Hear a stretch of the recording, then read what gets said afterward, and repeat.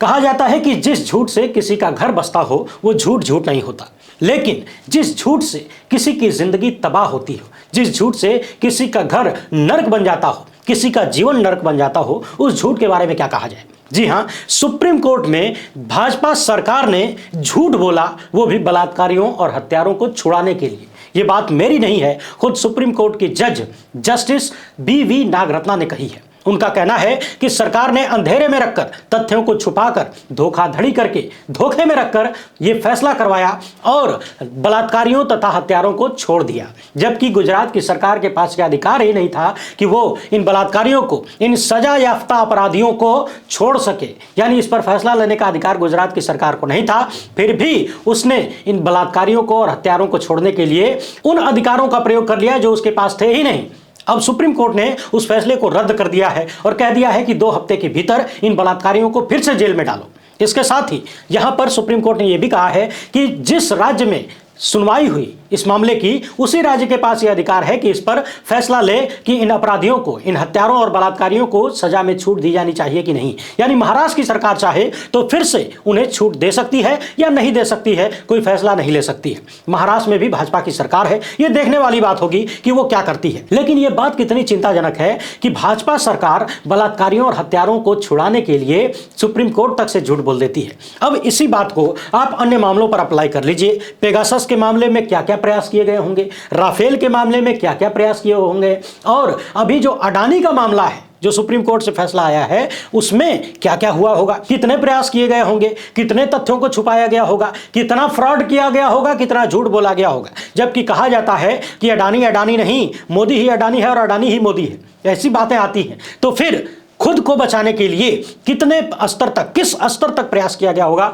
सोचकर देखिए। अभी ये वीडियो करने का मतलब ये था कि हमने अभी लाइव वीडियो में आपको बताया था, थोड़ी देर पहले, कुछ घंटे पहले ही आपने देखा कि लाइव वीडियो में इस पर विस्तार से चर्चा हुई थी। नहीं देखे हैं तो फिर से जाकर देख लीजिए। लेकिन ये वीडियो इसलिए है ताकि बिल्किस बानो का अब तक का जो सफर रहा है उसको आप जान लें। बहुत ही कम शब्दों में, कम समय में और चीजों को समायोजित करते हुए हमने एक वीडियो बनाया था, पहले बनाया था दूसरे वाले चैनल पर, अंबुज कुमार नाम से जो चैनल है उस पर अपलोड थी। लेकिन हमने सोचा कि आज की तारीख में आपको बिल्किस बानो की कहानी को याद दिलाना जरूरी है। जरूरी है आपको यह बताना कि उस महिला ने कितनी लंबी लड़ाई लड़ी है, और सिर्फ उसी महिला ने नहीं, उनके पूरे परिवार ने, खासकर उनके पति ने, जो हर कदम उनके साथ रहे। और जब इन बलात्कारियों को रिहा किया गया तो उनके पति को बताया तक नहीं गया कि इन बलात्कारियों को छोड़ा जा रहा है। इसके साथ ही आज जब यह फैसला आया है, जब इनकी रिहाई रद्द हुई है, जब आदेश आया है कि 2 सप्ताह के भीतर इन्हें फिर से जेल में जाना होगा, तब उनके परिवार का कहना है कि हमें उम्मीद थी कि हमें न्याय मिलेगा और इस न्यायपालिका पर हमें भरोसा है। बहरहाल भरोसा तो सभी को होना चाहिए, न्यायपालिका की तरफ से ऐसी चीजें आनी चाहिए कि देश उन पर भरोसा कर सके। लेकिन पिछले कुछ सालों में यह भरोसा लगातार डिगा है। यह अलग बात है कि चीफ जस्टिस के आने के बाद एक उम्मीद जगी थी, बड़े जोरों से जगी थी, लेकिन वो उम्मीद भी पिछले कुछ ही महीनों में धुंधली होती हुई नजर आ रही है। लेकिन अब देखने वाली बात होगी कि अभी भी उनका लगभग 8-9 महीने या 10 महीने का कार्यकाल बचा हुआ है, उसमें क्या कुछ निकल कर आता है। फिलहाल आप लोग बिल्किस बानो की ये कहानी ध्यान से एक एक शब्द सुनते जाइए कि बिल्किस बानो की कहानी कितनी भयावह है। ईश्वर न करे कि आपके साथ कुछ हो, लेकिन ऐसा अगर आपके साथ होता है, ऐसी परिस्थितियों में आप फंसते हैं, तो क्या आप इतनी लंबी लड़ाई लड़ पाएंगे? शायद उनकी पूरी कहानी के बाद आप बिल्किस के दर्द को पहचान सकेंगे, उनके दर्द को महसूस कर सकेंगे और समझ पाएंगे कि इस महिला ने कितनी बड़ी लड़ाई लड़ी है और अभी भी पूरी तरह से जीत नहीं मिल पाई है, क्योंकि अभी भी एक आधार है इन बलात्कारियों और हत्यारों को रिहा करने का महाराष्ट्र की सरकार के पास। बाकी आप इस कहानी को विस्तार से देखिए और ज्यादा से ज्यादा लोगों तक पहुंचाइए, ताकि लोगों को पता चले कि बलात्कारियों और हत्यारों को बचाने के लिए यह सरकार किस कदर तक सुप्रीम कोर्ट तक से झूठ बोल देती है। मैं चाहता हूं कि बिल्किस बानो के दर्द के सफर को आप सब जान लें, पहचान लें। हालांकि आप में से बहुत सारे लोग इस कहानी को पहले से जानते होंगे, कुछ लोग विस्तार से जानते होंगे, कुछ लोग थोड़ा बहुत जानते होंगे। मैं कोशिश करूंगा कि बेहद कम शब्दों में आपको बिल्किस के अब तक के सफर के बारे में बता सकूं। यहाँ सफर शब्द अंग्रेजी और हिंदी दोनों में समझ लीजिएगा। आगे जो कहानी मैं आपको सुनाने जा रहा हूं, इसे दिल से सुनिएगा।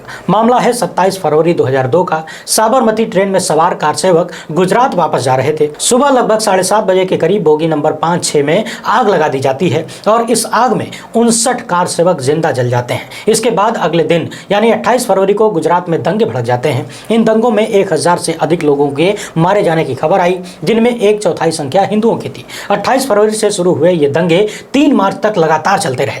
फिलहाल हम 2002 के दंगों पर कोई विशेष चर्चा नहीं करने जा रहे हैं। हमारी चर्चा का विषय बिल्किस बानो है, इसीलिए अन्य मुद्दों को विस्तार से नहीं छुएंगे। 21 साल की बिल्किस बानो उस वक्त अपने मायके में थी। 3 मार्च 2002 का दिन था। पूर्व IAS हर्ष मंदर अपनी इस किताब में लिखते हैं कि दामोह जिले के रंधिकापुर गांव में बिल्किस के पड़ोसियों ने गांव में रहने वाले सभी 60 मुस्लिम परिवारों के घरों को जला दिया। बिल्किस का परिवार जान बचाने के लिए घर के पीछे के रास्तों से खेतों की ओर भाग रहा था। भागते हुए बिल्किस ने आखिरी बार अपने घर की एक झलक पाने के लिए पीछे मुड़कर देखा। बिल्किस के हाथों में 3 साल की बच्ची थी। इसके साथ ही बिल्किस 5 महीने की गर्भवती भी थी, यानी कि उनके पेट में एक बच्चा पल रहा था। उनके परिवार ने सबसे पहले सरपंच के यहाँ जाकर शरण ली थी। इसके बाद बिल्किस के परिवार की कोशिश थी कि मुस्लिम बाहुल्य एरिया में चले जाएं, जहां पर जान बचाई जा सके। इसके लिए इन लोगों ने मेन हाईवे को छोड़कर कच्चे रास्ते पर जाना उचित समझा, मगर शायद बिल्किस के परिवार वालों को यह अंदाजा भी नहीं था कि जिस चीज से बचने के लिए वो कच्चे रास्तों पर जा रहे हैं, वे रास्ते उनके जीवन के कच्चे धागों को तोड़ देंगे। इन्हीं कच्चे रास्तों पर दंगाइयों ने इन लोगों को देख लिया, जो कि तलवार और हंसिये से लैस थे। यहाँ एक बात और समझने वाली है, ये सारे दंगाई बिल्किस के गांव के ही थे। सब एक दूसरे को जानने वाले थे। बिल्किस इन्हीं लोगों के बीच पली बड़ी थी। यहाँ तक कि बिल्किस इन सब को नाम से जानती थी, मगर शायद उन्हें यह अंदाजा नहीं था कि राजनीति ने नफरत इतने भीतर तक उतार दी है कि एक ही गांव के लोग एक दूसरे के खून के प्यासे हो गए थे। अब जब दंगाइयों ने इन मुस्लिम परिवार को पकड़ लिया था, तो अपने धारदार हथियारों से परिवार के सदस्यों की हत्या कर दी तथा महिलाओं के साथ सामूहिक बलात्कार किया गया। इन दंगाइयों को थोड़ी देर बाद जब लगा कि सब के सब मारे जा चुके हैं, तब वे वहां से वापस चले गए। यहाँ ध्यान देने वाली बात यह है कि बिल्किस के परिवार के 7 लोगों की हत्या कर दी गई। इसके साथ ही 3 साल की बिल्किस बानो की एक छोटी सी बच्ची, नन्ही सी बच्ची को जमीन पर पटक कर मार दिया गया। सभी लोगों को मरा हुआ समझकर दंगाई वापस चले जाते हैं, मगर बिल्किस बानो अभी जिंदा थी। बाद में जब उन्हें होश आया तो वो पड़ोस के गांव पहुंची।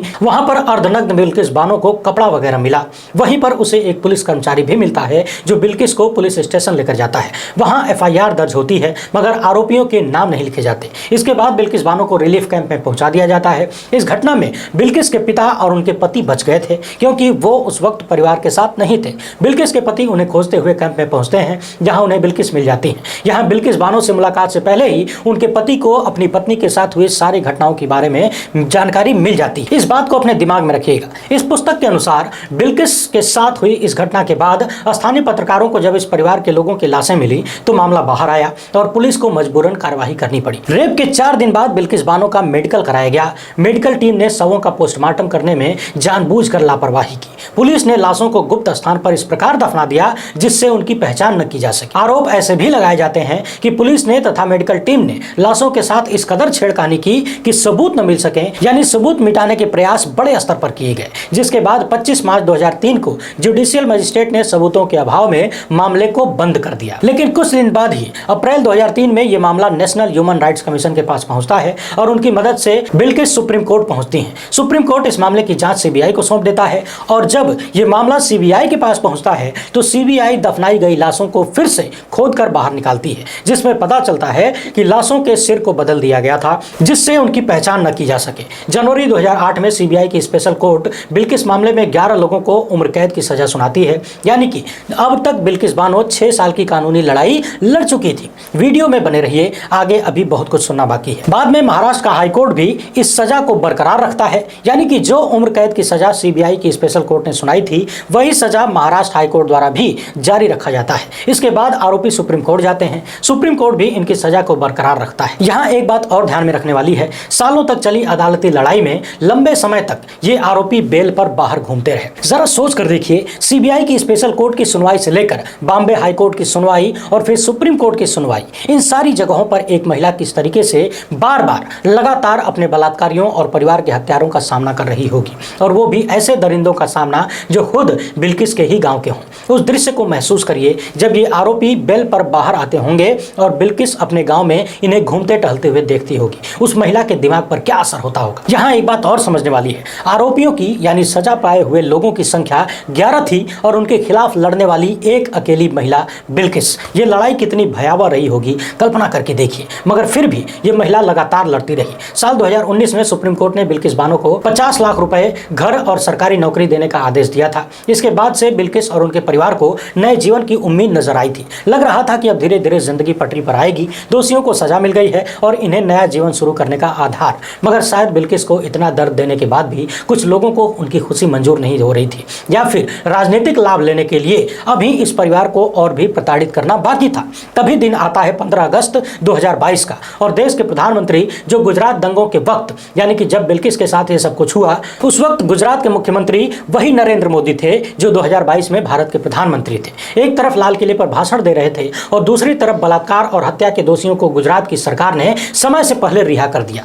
कितना बढ़िया स्वतंत्रता दिवस मनाया गया था और बताया गया कि इनका आचरण बहुत अच्छा था, और ये सब कुछ गुजरात के विधानसभा चुनाव से ठीक पहले किया गया। कहानी में आगे बढ़ने से पहले एक बात और ध्यान में रखिए, उस शख्स को याद करना जरूरी है जो बिल्किस के लिए धरती पर देवता से भी बड़ा स्थान रखता है, और वो है उनके पति। बीबीसी से बातचीत करते समय बिल्किस बानो के पति याकूब रसूल कहते हैं कि बिल्किस के साथ क्या कुछ हुआ ये मैं अलग अलग माध्यमों से सुन चुका था, मगर मैंने कभी भी आज तक बिल्किस से इन मामलों पर चर्चा नहीं की कि उनके साथ क्या क्या हुआ। मेरा प्रयास लगातार यही था कि किसी भी तरीके से बिल्किस को सामान्य रूप में लाया जाए, जिस सदमे को वो झेल रही थी उनसे बाहर निकाला जाए। बिल्किस के पति लगातार उनके कंधे से कंधा मिलाकर लड़ते रहे, मगर जब 2022 में 15 अगस्त के दिन बिल्किस के दोषियों को रिहा कर दिया गया, तब उनके पति के अनुसार लगभग 20 साल की उनकी लड़ाई जीरो साबित होती हुई दिख रही थी। बिल्किस के पति ने बताया कि एक लंबी लड़ाई के बाद हम चैन से जीना चाह रहे थे, लगा था कि अब जीवन सामान्य हो सकता है, मगर दोषियों की रिहाई के बाद से डर बढ़ गया है। यहाँ उनके पति ने यह भी बताया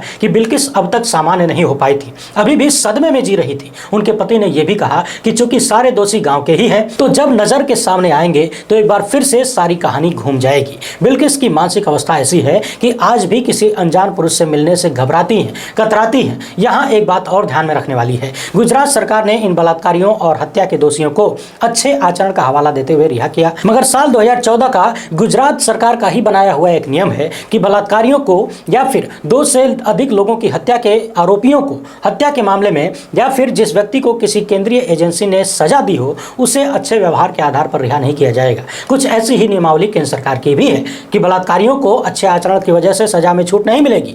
अब आप सोच रहे होंगे कि जब नियमावली में ये सब कुछ है, लिखा हुआ है, तो फिर इन लोगों को छूट कैसे मिली? तो यहाँ पर गुजरात सरकार का कहना यह है कि चूंकि ये नियमावली 2014 की है और बिल्किस के साथ जो हुआ वो घटना 2002 का मामला है और इन्हें सजा मिली 2008 में, यानी कि ये नियम बनने से पहले, यानी कि साल 2014 में बना हुआ नियम इन लोगों पर लागू नहीं होगा। अब इसे लेकर लगातार गुजरात सरकार पर आरोप लगता है कि उन्होंने एक बहाना ढूंढकर किसी भी तरीके से इन बलात्कारियों और हत्यारों को समय पूर्व रिहा किया, बचाया, राजनीतिक लाभ लेने के लिए। इसके बाद ये मामला सुप्रीम कोर्ट में है। बिल्किस के पक्ष का यह भी कहना है कि इन लोगों को रिहा करने से पहले बिल्किस बानो को सूचित तक नहीं किया गया था। हमने अपने पिछली वीडियो में इस बारे में चर्चा की है। सुप्रीम कोर्ट ने पिछली सुनवाई में यह भी सवाल उठाया था कि क्या इसी तरह से अन्य लोगों को भी अच्छे आचरण के आधार पर छूट दी जाती है। मगर सोचने वाली बात यह है कि बिल्किस के बलात्कारियों में ऐसा क्या विशेष था कि गुजरात की सरकार ने उन्हें रिहा करने का जुगाड़ ढूंढ लिया। एक तरफ जहां हमारे देश में सालों साल लोग बिना ट्रायल और बिना किसी गुनाह के जेल में पड़े रहते हैं,